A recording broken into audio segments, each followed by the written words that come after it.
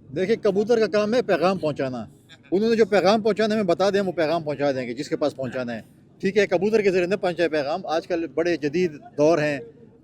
वो तो व्हाट्सएप भी करते थे, वो पता नहीं कहते नहीं कि मैं अल्लाह मियाँ को भी मैंने व्हाट्सएप किया था 786 डायल करके। तो एक्टिविटीज़ पॉजिटिव एक्टिविटी होनी चाहिए। मैं समझता हूँ कि हमारे ज़िले में, हमारे इलाकों में मुख्तलिफ़ एक्टिविटीज़, चाहे वो मेला है, चाहे नेज़ाबाजी है, उसमें हर किस्म की एक्टिविटीज़ आती हैं।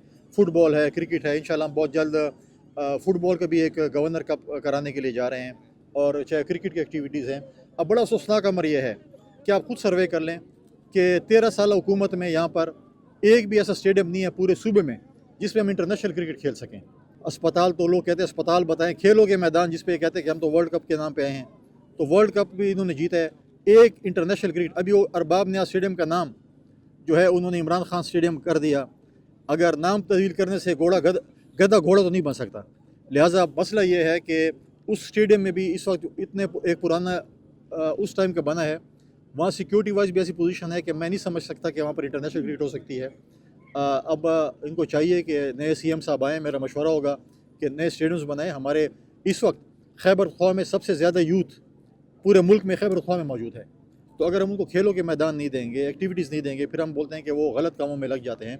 जब हुकूमत और हम उनको ऐसी चीज़ें नहीं देंगे एक्टिविटीज़ के लिए, तो फिर वो क्या करेंगे। लिहाजा एक्टिविटीज़ होनी चाहिए।